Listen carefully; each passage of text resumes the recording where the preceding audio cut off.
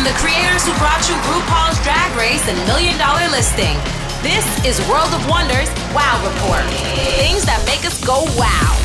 Hello and welcome to the Wow Report on Radio Andy. We'll be counting down the top 10 things this past week that made us go wow. I'm Fenner Bailey, co-founder of World of Wonder, here with Tom Campbell. Hello. Tom, it looks like we're in adjacent, identical backgrounds. It's crazy. These fake backgrounds are crazy, aren't they? And of course, we have James St. James, editor of the Wow Report. How do you do? And we're doing what we normally do on Friday. We are counting down the top 10 things this week that made us go, wow, what an extraordinary. It's only really the second full week of 2021. We've got the second impeachment. And it would be remiss of me not to say last night, the premiere of the second season of RuPaul's Drag Race UK. So it takes two. It's twos. Drag is all around. Everywhere you look around. Yeah. It takes two. It takes three, actually. Here we are. Let's go number 10, Tom. Number 10. You know, in a week with impeachment and so much stuff, we needed this pop culture topic to burst up because it gets the gays and the girls talking. And that is, they have announced that HBO Max has announced that they're doing, as a short limited series, basically Sex in the City 3. There was the series, there was the first movie, which was a big hit. There's a second movie that got kind of panned, and now they're doing like a 10 episode. And the big, the controversy a few years ago is that Samantha, the actress whose name is Kim Cattrall, has said, I'm done with Sex in the City. I didn't like Sarah Jessica Parker. I never liked Sarah Jessica Parker. Sarah Jessica Parker has come back and said other things, but they are moving forward with Sex in the City without Kim Cattrall. There's a lot to unpack here. We might have to dedicate the entire hour to Sex in the City, the new Sex in the City, because so much has changed, right? Like they were all about excess and heels and cosmopolitan. So can you keep the Sex in the City brand, what you expect you're going to get when you pop open the bottle of Sex in the City, and have it match today's mores? So much of it was so problematic back in the day. When you go back and rewatch the episodes, there's so many like weird things about bisexuality, and there are weird homo jokes. There's weird trans jokes. There's things that just don't hold up. The fact that there were absolutely no people of color in the cast is also strange for a city that is 98% people of color. I do think I made that was then, and this is, and he got a lot of kudos then, and now in today's light, it seems a little outdated. But what do you think will happen now? Well, what I heard someone online say a good idea would be to have every episode have a new actress play Samantha for all 10 episodes. Each episode, and don't even acknowledge it, just have a different actress. I came up with 10 actresses. I want to read them to you. Yeah. Christine Baranski, of course, is number one. Everyone says that she would be a great Samantha. Jane Krakowski would be a great Samantha. I'm throwing out there Courtney Love. I think Courtney Love would be fantastic. I think Amy Sedaris might be really fun. I think Christina Applegate. Do you remember how much fun she was on Friends? Is the spoiled sister? And Reese Witherspoon was really good as a spoiled sister too on Friends. I think they might be really fun. Alicia Silverstone is always good in everything she does, and Jennifer Coolidge, genius. May I add just one more? Yeah, Roseanne Barr. You'd watch. James, I think you've single-handedly, if they listen to you, if Michael Patrick King and SJP, friends of Andy, if they listen to you, you've just solved the problem. Thank you. Like what everything else will just fade in the background as we see who the new Samantha Jones is. Fenton, do you have any? Were you a fan of the old one? What do you have to say on this new topic? It didn't really do much for me, the old one, to be honest. I wasn't really a fan, but it did make me want Cosmos and drink Cosmos. So I want to know, like, what would the signature drink be of the new? What is the signature drink of now? You know, the way that Cosmos were then. What is it? Rubbing alcohol. Right. It would be those awful canned alcohols, those White Claws. White Claws. Here's my thing, and I think Sex and the City, the original series, gave me the tingles. I loved it. It was at a time very modern writing and very breakthrough writing. And I just think, they had this problem. The second movie came out at the 2008, right after the economic depression and fallback. And so they tried to put it in far away to make it okay. It's a tough one. Lawrence of my labia. I love a good pun, so don't stop me. But we'll see. It's going to be it's going to be very, and also not that women of a certain age are very sexy now. Jane Fonda's very sexy now, and she's 20, 30 years older than all of them. So I'm going to watch every bit of it. I know what I'm saying. I might be hate watching. I might be crying. I might be doing both because that's who I am. Thank you. Well, I can't wait for that. Sex and the City. We'll post more information as it becomes available because I'm sure it's going to be a developing story and people have lots to say about it. Number 9, James. Number 9. Number 9, I watched this specifically for Tom because I wanted to talk about it with Tom. There's been a reboot of Name That Tune. I don't know if you've had a chance to watch it. No. Name That Tune, of course, is a famous game show that ran from 1953 to 1985. Are you suggesting that I was watching it in 1953? I am. I know. You watched every episode. It made a star out of a little-known Kathy Lee Jones, who was the La La lady. And she Kathy Lee Johnson, but I'll let you have it. Yeah. Okay. Oh, Kathy Lee Johnson. I'm sorry. Kathy Lee Johnson. Yes. And then she went on to become the Hee Haw Honey. And then she went on to host with Regis Philbin.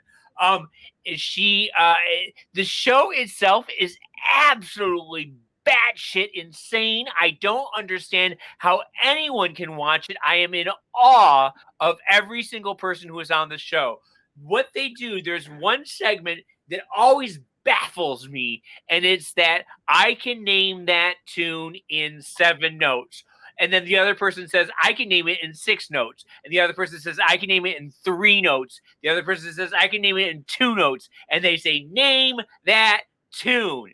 And Randy Jones, Jane Krakowski is the hostess. She's absolutely fantastic. Randy Jones is the band leader. And Randy Jones then will play 2 notes. And it will be dun, dun. And the guy will be like, why? That's the Star Wars theme. And but don't they give some clues before they do it's some vague clue that means absolutely nothing, but these people will hear they'll do, I can name it in 1 note. It'll be boom. It'll be like Rachmaninoff's 3rd Symphony, you have, it's just insane. And they have everything, like I said, from Beethoven to Snoop Dogg to Blink-182 to, Cole Porter. And these people know it. There was this one guy on the first episode named Chip who went all the way and won the $1 million. And Chip was, God bless him, this corn-fed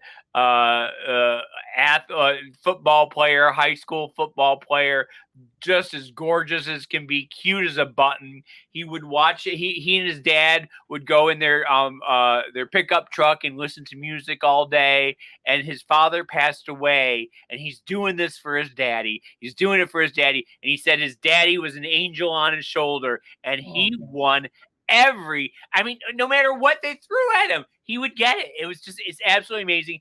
Tom, I would love to be in a room with you and RuPaul watching doing this because I can't do it, but I imagine you could probably do it.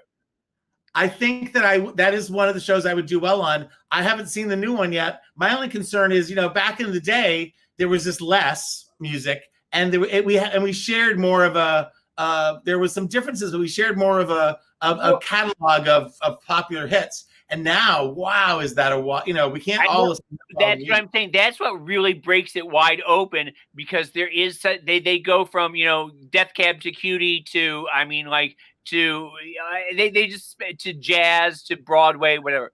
Yes. Do they play the actual record, or is the band playing the notes in this? Well, that's impossible because the tone of the actual record that gives it away, isn't it? Exactly. So that makes it harder because the band is not that good, frankly.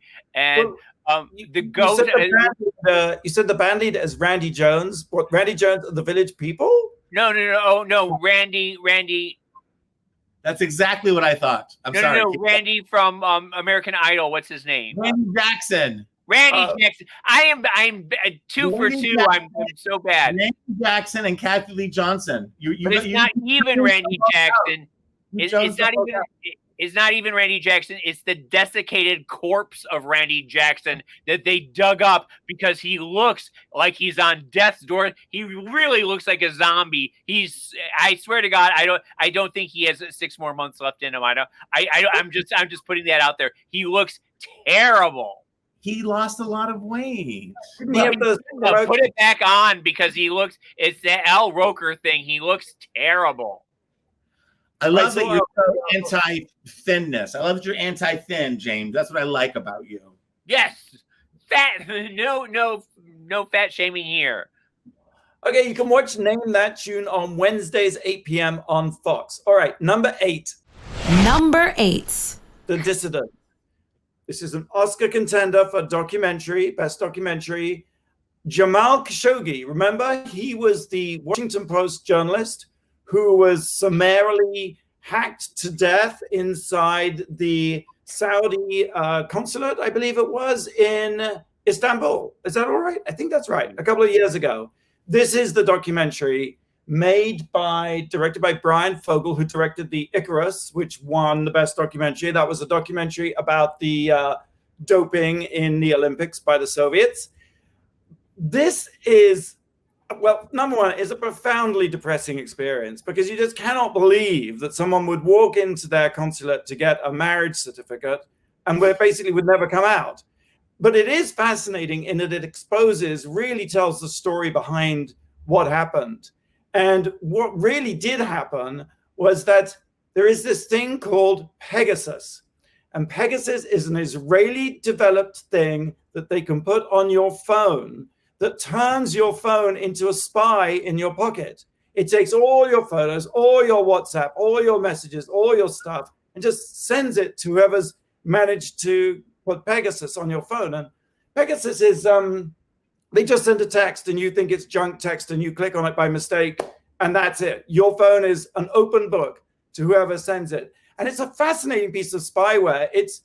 You might realize it was also used by Mohammed bin Salman, the Prince of Saudi Arabia, against Jeff Bezos. You know when Jeff Bezos was exposed with his mistress? Are you still there?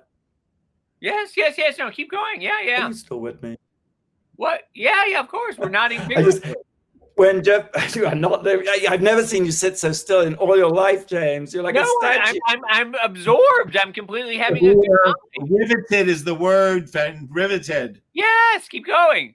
Jeff Bezos of Amazon was exposed recently as having an affair. That all came because Mohammed bin Salman put Pegasus on Jeff Bezos' phone. This is a very big, really scary deal. And what they did is in putting Pegasus on this guy's phone who was working with Khashoggi, they found out that Khashoggi was behind an attempt to destabilize Saudi Arabia and to launch a proactive counter media campaign to the enormous Twitter troll army that the Crown Prince of Saudi Arabia has arranged. So it's a fascinating story of media, sort of the new media wars, really, but with this terrible, horrific tragedy at the center of it. Well, but has anything been resolved? Is anyone ever going to be prosecuted for this? Is anyone ever going to face justice for what they did to Jamal? Saudi Arabia maintained because it was in their consulate, it was their business. They have put on trial some people, but since this was a mission authorized from the highest leadership, let's call it a show trial, essentially. And so basically, the answer to your question, James, is no. And but is it no because it was Trump's America, or do you think that Biden has a chance to get anything done? Absolutely, without question, it was because of Trump's America. As we know, Trump said, "Oh, it was rogue operatives." The friendship between Jared Kushner and MBS, the Crown Prince of Saudi Arabia. I mean, look, this is it all sounds like sort of remote political shenanigans. But I think it's a very immediate concern, because this is a film that really should be on one of the big streaming platforms like Netflix or Amazon. And why do you think that it isn't? It isn't because they've all turned it down because they're frightened of losing subscribers, because they're frightened of Saudi Arabia. So the chilling effect is here. And I totally agree with that. Just in general, as things are turning around, we have a new president, and there's lots to be hopeful about. We live in the most corporatized, monopoly-driven economy, and all these places that are supposedly free and open-minded and breaking new boundaries creatively are the phone company, are these huge businesses that just want more and more and more. So yeah, one thing at a time, but I guess I have to watch this now. It sounds frightening, but it sounds really important. It's extraordinarily well made and really, really interesting. So that's available. You can get that on demand, on the sort of pay-per-view sort of things. What else have I got to say? Let's take a break. Blake, do you have a question? I do have a question. Why do we call this month, the first month of our calendar year, January? And no, it's not because of January Jones, Queen. We'll have the answer for you right after the break. You're listening to the Wow Report on Radio Andy. You're listening to World of Wonders Wow Report. Things that make us go wow. And welcome back to the Wow Report. I'm Fenton here with Tom Campbell, James St. James, and Blake. Blake, before you give us the answer to the question, I just want to say that we have a brand new podcast launching this Tuesday with Crystal from RuPaul's Drag Race UK Season 1. And it's called Things That Made Me Queer. And it's like a sort of desert island discs where you go on and you talk about the seminal things that made you who you are, which is not, of course, to dispute the idea that you're born gay, but it's those cultural influences, those sort of tentpole things. Tom, you went like that. You said seminal. Well, I had a question.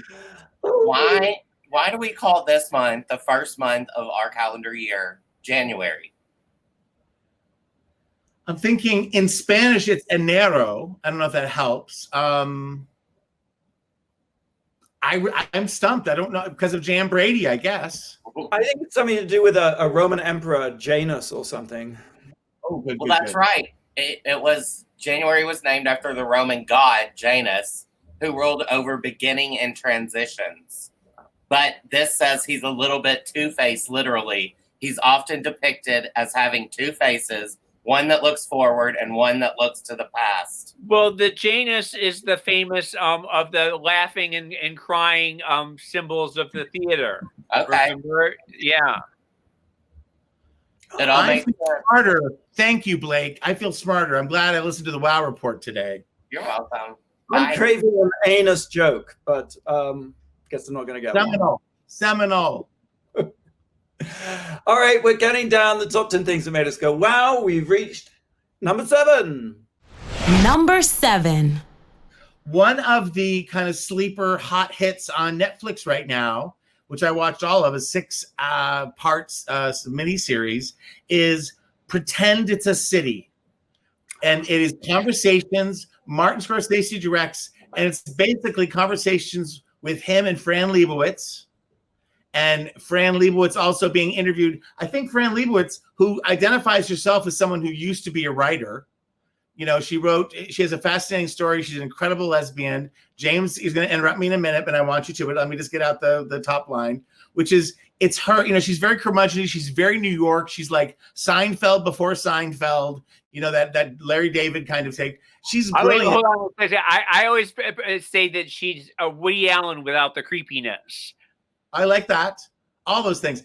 And she's born in 1950. So she's what? I mean, she's 70 now. She really is this incredible. Her references is the late 20th century and now. She's very us, even though she's a little older than us. And at first I thought, oh, is she just gonna? I haven't seen her in a long time, and I didn't really know her origin. I looked it up, but it's like I remember her being on TV and stuff. But like I thought, is she just gonna be negative? Because I don't just need negative right now. And she's so smart and has a way of criticizing everyone, everything without her. You can do that. You can do that. This is what I think. And she's such a funny little character that she gets away with it. But she really has stopped writing, and for the past 30 years made her money, you know, doing stuff. Now, James, I want to hear from you because I see it. I have a very difficult relationship with Fran because God bless her. She is a New York institution. She is one of the funniest people alive. I recently went back and read Metropolitan Life, one of her first books in the 1970s. She wrote 2 books in the 1970s. And which were really a series of essays that she had written for magazines, right? Interview magazine, yes. Yeah. And so she compiled her interviews and put them into a book. So she didn't really write a book as much as compose a thing. She got 2 book deals. Then she got another book deal in like 1979 to write a novel. And for 40 plus years, she has been working on the damn novel with the worst case of writer's block. How you can call yourself a writer and be working on a book for 40 years is something that I understand. Yes. But at one point, they said, you have to put out something, or you aren't going to get any more money. And in about 15 years ago, she put out a children's book about pandas. One was called Pandemonium, and the other was called Panda to the Masses. And it was the stupidest goddamn thing you've ever read in your whole life. It was atrocious. And yet, she gets paid to give interviews. Like, who can for 40 years survive on paid interviews? It's amazing that she can do this. God bless her. But I'd love that gig someday. I would love to move into that category. But how dare she really? And she had 2 books 45 years ago, and she's still famous and she's still worthy of a Netflix show? 3 things. 1, I think being a writer's block is the fundamental experience of being a writer. So I think she's right on point about it, turning the experience of writer's block into a live performance. Number 1. Number 2, I have interviewed Fran Lebowitz maybe 2 or 3 times for documentaries, and she is so brilliant, and she terrifies me. And yes, we paid her. And every time I'm thinking, God, she's so good. If only we didn't have to make this film or whatever it is, and we could just do her. And I goes, what a brilliant idea, just to do her. What point is your expiration date? At what point do you why are you still relevant when you haven't done anything for 45 years except sit on your took us and pontificate? I think she can pontificate as long as she's like Oscar Wilde. She has aphorisms and epigrams for days. Oscar Wilde put out a prodigious amount of product. I just don't understand how a couple columns in Interview in 1973 gets you Martin Scorsese giving you a Netflix show. I love it. I want it. But it's maddening. 2 footnotes to make you feel happy, James. 1, in the 70s, she was friends with Mapplethorpe. He gave her a lot of photographs. She threw them out in the 70s. Yeah. 2nd, she sold her Warhols 2 days before he was shot and killed. Or before he died. I really don't understand how she has the money to live like she does, though. Because it doesn't sound like she came from money. I just don't understand where this huge apartment comes from. Find out her position on money and more. Tune into Pretend It's a City on Netflix, all about Fran Lebowitz. A 6 half-hour miniseries on Netflix. And I watched it and I loved it, and I think she's absolutely fantastic. I have problems. I just do. You did watch it. I did watch it, of course. Yeah. Okay, good. All right, James, your turn. Number 6. Number 6. What have you got? Mr. Mayor on NBC. It's a new TV series. It's a new sitcom by Tina Fey. She wrote and produced it. It was supposed to be a takeoff of 30 Rock. It was supposed to be a spinoff in which Jack Donaghy, the Alec Baldwin character, became mayor. And instead, they put it now in Los Angeles, and Ted Danson is the mayor. And I guess after 4 years of playing Trump, he didn't want to be doing that type of character, a bumbling billionaire character again. Ted Danson is a bumbling billionaire who sort of bumbles into becoming the mayor and doesn't really know what he's doing. It's funny because it's that rat-tat-tat-tat Tina Fey humor that is just so sly and witty and comes at you every 30 seconds. And it's just toss off line after toss off line after toss off line. Holly Hunter is in it. She's absolutely fantastic. Bobby Moynihan. It's got a really great cast. I don't like Ted Danson, even though I know he's royalty. I mean, sitcom royalty. He's been in a million. Everything he does is gold. But I will never forgive him for that Friars roast in which he went in blackface, if you'll recall. He was in blackface the entire time. He spewed the N-word 24 times and ate watermelon on stage as he was delivering his jokes. He was in love with and in a relationship with Whoopi Goldberg. And Whoopi Goldberg is the one who told him to do it. And everybody at the Friars Club is famously anything goes. It's the darker your humor, the better. You know, like there are no limits. But he walked down the street in blackface. He appeared afterwards. He posed for pictures.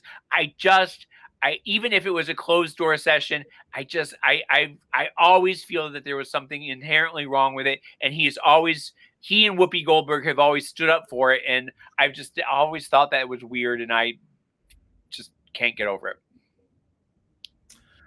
Never cross James St. James. That's what I'm hearing. And I fear I may have already crossed James St. James. And someday my name's going to come up and it's going to be like Tom Campbell. Well, no, RuPaul was in the audience that day at the Friars Club, and I would love to get Ru's take on that because they said that most people in the audience were very uncomfortable with what they saw. Even Phyllis Diller thought that it crossed a line. And all right, now I'm with you. Once you name it Phyllis Diller, I know we've hit the place of truth. And I don't mean to be a curmudgeon. I'm just saying that sometimes that these things, like, you know, you could do something and then people just sort of like forget about it. And I don't forget. I never forget. James, you never forget. Watch Mr. Mayor Thursdays, 8 p.m. NBC Apple, Peacock. Number five. Here's someone for you to hate, James. You can add to Fran Liebert's. That's what I do on the show. I do more than that. I'm not just a hater. I swear to God. I know you're a lover. I know. I try and be the lightning rod here. I try and keep it from being just a love fest. You do a great job of that, and I love every one of your opinions, James. I love every one of your opinions. You know, it's been like 10 days since this is number 5. Who is Jayden X? Do you know who Jayden X is? I watched the videos that you sent me, yes. Right. 10 days ago, we had the storming of the Capitol. I mean, you know, now the president is being impeached for inciting that. But there is this 40-minute video on YouTube that I really recommend everybody should watch. It begins outside the Capitol with everybody massing. It's just under 40 minutes long. It's 38 minutes. I actually think it should be put in for the Oscar Best Documentary Short. He keeps the camera running. This kid, Jayden X, keeps the camera running all the way through. Then it is crazy making. I mean, it's just one of those things that is captured all in one shot. What was that movie? Was it 1917? The Hollywood war movie that was all in one shot? It's like that, but on a budget. And you see all different kinds of moods and moments, although inevitably it leads to this very tragic moment when Achille Babbitt was shot trying to climb through a window. The cameraman, it's so interesting because he's not a remote bystander or an observer. He says he's there just to document. That is a lie. He's part of the mob. He's part of the mob. He's saying, burn this shit down. He's whooping and hollering. He told the girl, he said, go, encourage her to go through the window. And then when she is shot, what should be a tragic and sobering moment is just so grotesque because everybody just gathers around with their iPhones to capture it. And he's saying, I can't believe I just saw someone killed. And it's a profoundly shaking piece of film. Right after it, he went on CNN posing, saying he was a left-wing activist that had documented. Complete lie. Did an interview with Anderson Cooper. We'll post the link. He also, his name is John Sullivan, and he's a part-time Uber driver. I don't know if he is anymore. I think that's unlikely. But he starred in an ad for Uber, claiming that he was a world-class speed skater. And so it's him driving Ubers, so he has more time to do his speed skating. It is a crazy thing. His brother, James, turns out to be an anti-BLM activist, part of the Proud Boys. And the kicker is, both him and his brother, they're not white, they're black. So the whole thing is this sort of mad mixture.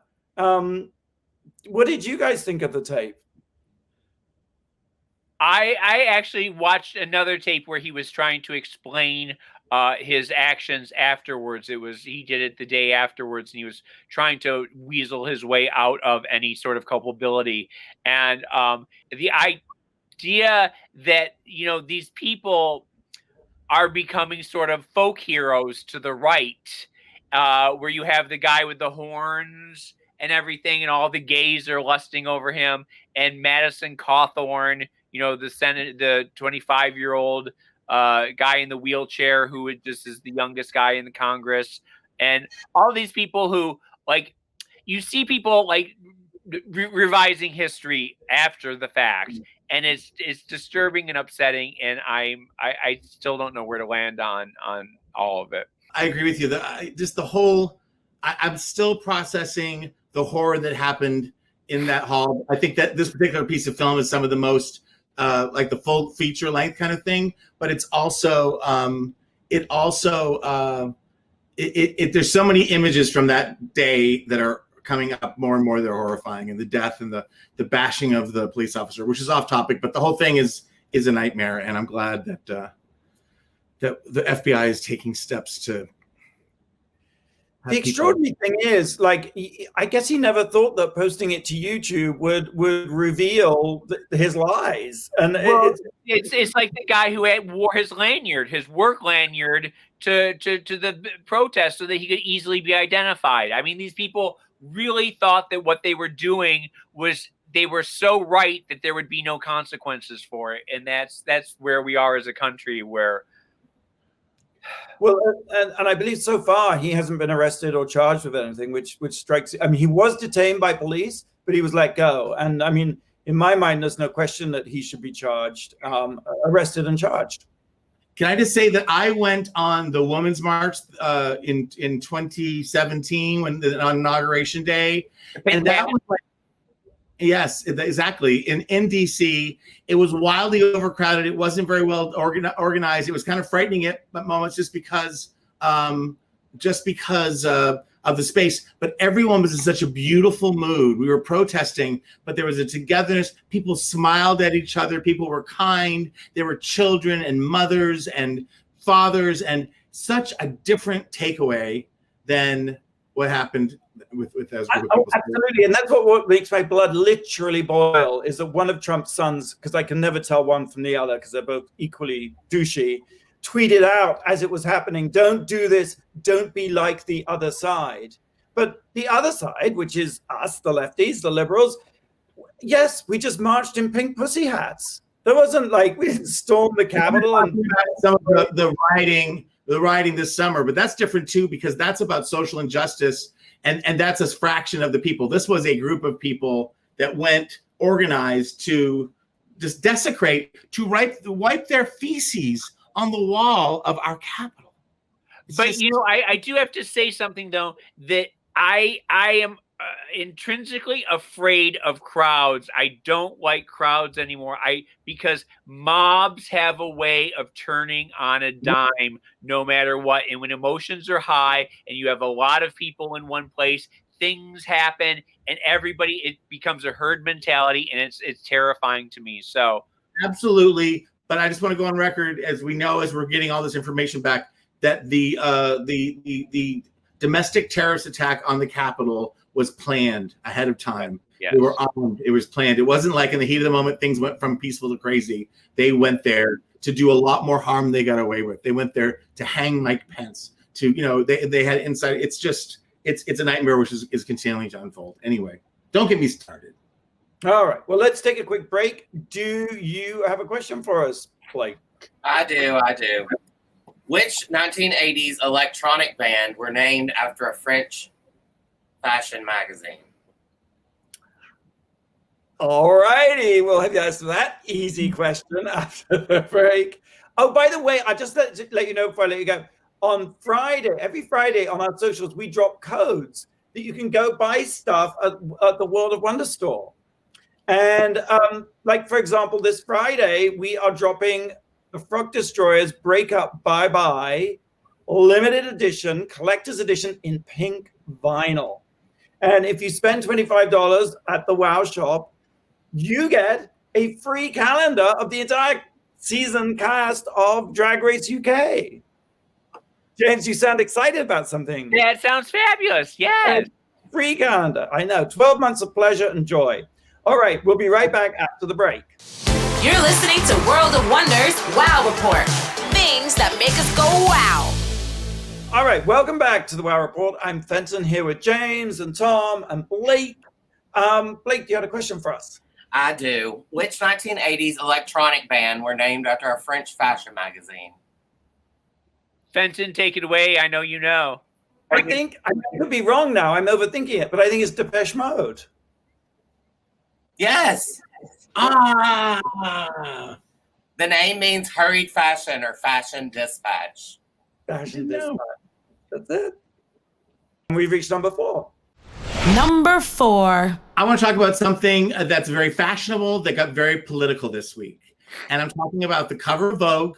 Kamala Harris, our vice president-elect, Anna Wintour and the Vogue people put her on the cover, which is amazing. But and that's been talked about a lot, and we will get into it. And there's also been a digital cover. So one's the newsstand cover, one's the digital. And the newsstand, she's wearing her signature look, a very dark suit, black or dark blue. She's got her on her Converse sneakers, which is the best part of all. And she's kind of wearing a t-shirt underneath. She looks like she looks every day. She looks fantastic. And she's against kind of a background of pink and green cloth and people. I was so excited. I posted trade chic. I thought in this age of COVID, and I'm sitting here in my underwear, which hopefully no one will see, we're just living casually. And the fact that our vice president looks like that, and I'm also, speaking of Sex and the City, which Sex and the City was the thing that really pushed heels on women. Like, you have to wear heels that hurt your feet all the time. And here's Kamala Harris saying, I'm wearing sneakers and I'm getting shit done. And then the other cover had her in a more of a pristine light blue suit. It was cropped and it looked a little fancier. I had trouble with neither of them. The only good thing I can take away from this is that people seem to care a lot. Like, people are very protective of Kamala. What do you guys think about the covers on Vogue? Well, I'm glad you asked. I thought I fall into it was disrespectful category. I think that this was a moment for her to really show her as a regal queen, the person that she is the first, African American woman, the first East Indian woman. I think that she is someone who it looked like she was jogging and she wandered onto the Bridgerton set with the pink and the green swaths of cloth. It looks like somebody just snapped a Polaroid picture of her and plopped it on. I really think they could have done a good job. They've done good jobs with Michelle Obama, with other people, with other first ladies. Yeah, I really feel like Anna Wintour sometimes it looks like she just dropped the ball on this one. I really think they could have given her a little more. Interestingly, though, James, the cover was shot by the same photographer who did the Harry Styles Gucci cover. And I thought that had a similar sort of just we just taking snap pictures. I like Yes, the sort of it's just raw, tossed real- away. Yes. I like And I don't that. know if that's the new style, but I don't think I agree with it. I had this one reaction that went into my head when I started reading the people complaining. It's just fuck fashion. Like, and I know that's like, I'm like Anne Hathaway in the blue sweater, but no, but just like, fuck we're just, everything's blowing up and we're looking at everything differently. And again, fashion's great. I love Drag Race. I love fashion being fun. I don't like it being incredibly expensive and different from and separating us. And when you see pictures, last point, there was just somebody, Chris Appleton or something, who does, you know, everybody's hair, like J-Lo. He had a picture of Kim Kardashian, which I know is a large thing, but done all up and her hair is up and she's like that. People have become robots. And it's like, I completely agree with that. And you know, I've been anti-fashion for a couple months now, and I don't want her in a Dior gown with also sitting on a throne or anything like that. I just thought that the style of the picture was, I don't care what she was wearing. What she was wearing was absolutely fine. It was just the sort of throwaway aspect that we didn't really put that much thought into the picture. almost the quality of the photography was. Yeah.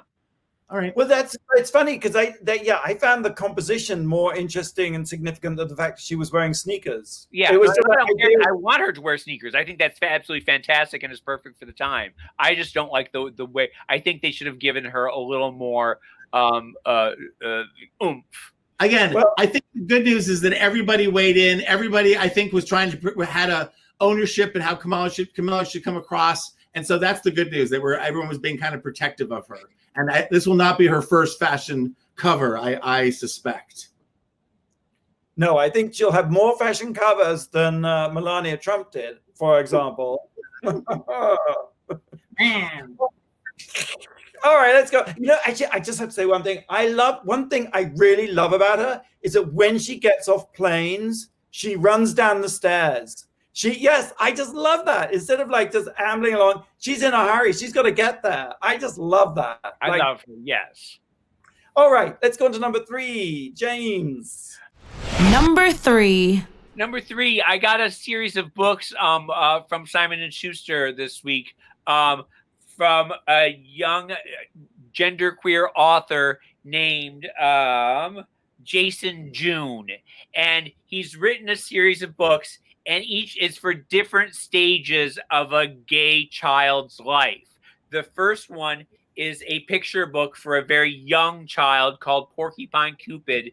And it's about a porcupine on Valentine's Day, and he goes around sticking people with quills, sort of like Cupid.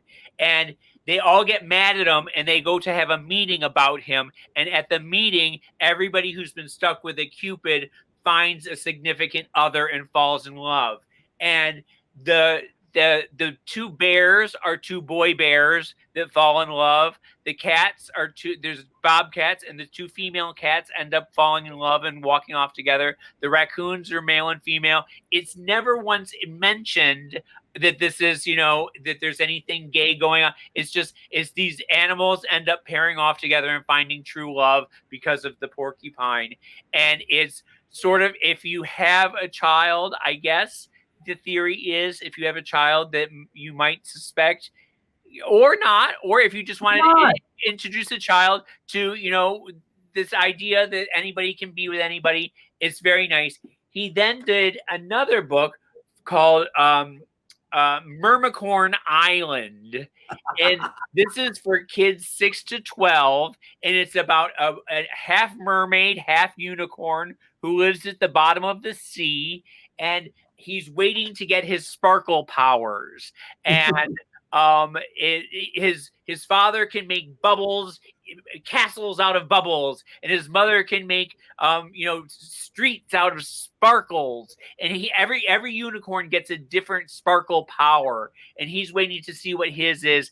And it's, again, there's nothing overtly gay about it, but if you are a child who likes unicorns and likes sparkles and likes mermaids, and you're a boy, then this is something for you. And it sort of just, it's one of those, it's a feel-good, queer-themed book. Then the last thing he did was a young adult novel called Jay's Gay Agenda, and this is for 13 years and up. And it's about a young gay boy who is the only gay boy in his town, and then he moves to Seattle and goes to an LGBTQ art school, in which he finally finds his tribe. And there's all sorts of love and things that ensues. But he's written it for every age of a young child's life in which they might need a book like this to sort of be there for them and give them comfort and guidance. And I think it's really I think it's great. There have been a lot of gay inclusive books, starting with Heather and Her Two Mommies back in 1989. I don't know if you remember that. And Tango Makes Three. Remember about the gay penguins that came out in 2005? I Am Jazz. Jazz Jennings wrote her autobiography for kids. And The Prince and the Knight. I don't know if you remember that one, Fenton, in which it's a fairy tale about a prince who's supposed to marry a princess, and then he falls in love with a knight instead, and they end up running off together. So there's a lot of really great LGBTQ children's books out there. Yes, Tom? I love it. I think everybody should read them. Yes. Everyone should read them. And Fran Lebowitz, a dear friend of James, one of the things she talked about was with Toni Morrison in this special that we talked about earlier, was our books supposed to take you away, which is how kind of Fran, for her, it was like the minute I could read, my house became huge. My world became huge. I could go anywhere. And she says, now everybody wants to see themselves. And that was Toni Morrison, who was a great writer. Like, where am I in this story? Where's the representation? But yeah. I think it's great for queer kids to have representation. It's great for straight kids to know that these possibilities exist. I'm so frustrated by peers of mine, and people like, well, don't tell them you're gay yet, or it's too difficult to explain. Maybe when they're older, it's like, what are you talking about? Yes. I mean, a lot of Anderson Cooper the other day gave an interview in which he said he knew when he was 7 years old. I knew when the first time I saw Elvis Presley when I was like 3 years old. I was like, that is someone that I want to be with. I was in love with Jethro from the Beverly Hillbillies. From a very young age that you're different. I always felt like from kindergarten on, when I had a peer group and I was like learning how to fit in, that's when I kind of toned it down. Before that, 2, 3, and 4, I was like, woo, I'm alive. Calgon, take me away. I was all just like the queerest kid on earth. Yes, it's nice to have representation in literature for young kids. So God bless Jason June, I guess. And the books are available online on Amazon. All right. So moving on. Number 2. I watched a series on Netflix, Room 2806. It's interesting. It came out on Christmas Day. Haven't read or heard anything about it. It tells the story of, do you remember Dominic Strauss-Kahn, who was the head of the International Monetary Fund? This was back in 2011. He was in New York. He was at the Sofitel Hotel, and he was in the presidential suite. He was leaving that morning. Cleaning maid goes in. Dominic Strauss-Kahn rushes out naked, rapes her orally, and takes off. And goes to the airport and is pulled off the plane by the authorities as the plane is on the runway as he's about to flee to France. James, do you remember the story? It was a huge. Don't remember it at all? No. I do remember it. It's a great story. I mean, it's a appalling story, but it's interesting because it precedes the Me Too movement by several years. This is a 4-part series made in France. It's very French, but in that respect, such a relief because it's so different to the tropes of true crime that we're used to. And each episode is only like 45 minutes long, which is great. But the background story is that actually he had a history of sexual harassment of people. And in 2008, when the financial crisis hit, he was accused of attacking one of his colleagues. But they swept it all under the rug and let it go because it was 2008 and the world was melting down. And then the real twist, there are many, many twists in this, but the real twist is that Cyrus Vance Jr., who was the DA in the city of New York, they were going to bring the charges against Dominic Strauss-Kahn. He was arrested. He was in prison. He went on trial. But the day of the trial, the prosecution said, nah, we're not going to push it because they felt that their witness, the maid who had been raped, was unreliable and that she lacked credibility and that she had told some lies. And you know what's so interesting about this is they dropped the case. He walked free. And this was years before Harvey Weinstein's story broke. Here's the thing about the Harvey Weinstein story. Before Harvey Weinstein was exposed in 2017, in 2014, Harvey Weinstein was caught on tape by a woman he had assaulted. And in the tape confession, admits to what he did. Same thing. Went to the DA's office. Cyrus Vance Jr. dropped the charges because they felt she was unreliable. What I'm saying here is there is a history of not believing victims. And I think that is part of why it took so long for the Me Too movement to actually happen. But it's just so fascinating that these two cases that are so similar. And this documentary series is all about Dominic Strauss-Kahn. He had assault issues before and subsequently. He actually tried to rape the daughter of one of the women with whom he was having an affair. I mean, and she brought charges. And years after this whole case was all forgotten about and he was back in France, he was then put on trial for being involved in a pimping ring, whereby basically whatever city he would go to, they would have girls ready for him when he got there. And again, he got off. I mean, it's just extraordinary. So it's sort of slightly frustrating watch, but a really interesting series and directed by Jalil Lesper. So that's on Netflix. All right, let's take a quick break. And when we come back, we'll have the number one thing this week that made us go, wow. You're listening to World of Wonders Wow Report. Things that make us go wow. All right, welcome back. I'm Fenton here with James and Tom. We've been counting down the top 10 things that made us go wow this extraordinary week.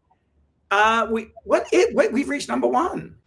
Number one. I want to end on a light note, and it's sort of in the casting vein, but it was announced this week that Aaron Sorkin's movie about Lucille Ball and Desi Arnaz in the I Love Lucy time in the 50s, supposedly like it's one's an episode where they're kind of in love and one where they're breaking up. It was originally going to, Kate Blanchett was said to be Lucille Ball. Well, that fell away, now Hollywood is. And now they're saying that Nicole Kidman will play Lucille Ball.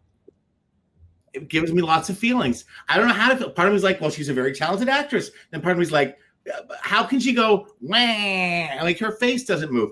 That's very mean, but it's true. And what's the actor who's playing Desi? Javier Bardem. Thank you. What do you guys think? Well, I think that you're absolutely correct. Lucy was known for her rubbernecking, crazy, wild facial expressions, and Nicole Kidman hasn't made an expression since 1989. So I don't know how they expect to do that. It boggles the mind. She's talented, but she's not known. She hasn't done a comedy really since To Die For. And she was very good at that. She was very good in that. Very good in that. But, then she destroyed Stepford Wives. She destroyed Bewitched. She doesn't have a really good track record of doing a lot of things. I mean, she's good when it comes to playing icy, frigid bitches. And that's about it. So I don't know where. I mean, and Lucy wasn't just a comedian. She was sort of we know she was a very hard ass businesswoman. So maybe they're taking that side of it. So I don't know. She may be doing less of the Lucy Ricardo character and more of Lucille Ball, who, like you said, was tough as steel in some ways, but still charming. I do love whether it was Kate Blanchett or Nicole Kidman. It's like, they both are kind of the right age because Lucy was in her 40s when they did I Love Lucy, and they did a great job of that show because it was black and white of giving her that kind of, not silent movie, but I'm saying, like lots of Max Factor makeup and that really in contour and things that really defined her look. So I could see her pulling off, with the magic of Hollywood, pulling that off. But Javier Bardem, Ricky Ricardo was, God love him, one of the sexiest men on television. He was so good. And Javier Bardem is handsome, but in a very different way. He's more earthy and raw. He doesn't have the suave sophistication of Ricky. So I'm just interested to see how it'll roll out. There'll be a lot of smoking. Deborah Messing should have gotten it. It's a Shonda that she didn't get it. Right. Or Roseanne Barr. What's it called? What is your Roseanne Barr thing? Benton, were you ever an I Love Lucy fan back in the UK? I was. I actually, finally, there's a show that I watched when I was a kid in the UK. We had it. Yeah, it was good. It was fabulous. She's so funny. I think, Nicole Kidman wants to prove that she's got it, right? I mean, you never know. She could be amazing. Well, as comedies go, To Die For wasn't particularly ho, ho, ho, was it? It was a little bit noir. Yeah. Ha, ha, ha. But I just have to say, as an addendum to this, I recently found, as I spend all night on YouTube, I found a 1985 special of Lucille Ball being honored by the Variety, the Variety charity that like Ari Archer and those people all did, and it was a salute to Lucille Ball. And at the main table was Sinatra and Barbara Sinatra, Burt Reynolds and Lonnie Anderson, her and Gary Morton, and in the audience is everybody who was anybody then, and it was from Sammy Davis Jr. and Dean Martin to Joan Collins, who was at the height of of Carrington. It is a mind-blowing special of the. I must have been in college and not had a TV, because it is everything. It's 1 hour of every celebrity known to man. Alex Trebek is positioned in the place you just see him the entire time. Young Alex Trebek, everyone's there. Anyway, that's just a little add-on, but really what we'll be tracking is the Nicole Kidman Lucille Ball portrayal more as things develop. Back to you, Finn. Well, absolutely, that's all we have time for. But I think we have highlighted the most important things of this week. Impeachment, what is that? Attack on the Capitol, no, these are the most important things. Exactly. City and yeah. Thanks for tuning in. You can check out previous episodes on our YouTube channel, Wow Presents, and we'll see you same time, same place next week. Until then, please be safe, stay home, wear a mask, and do something that makes the world go wow.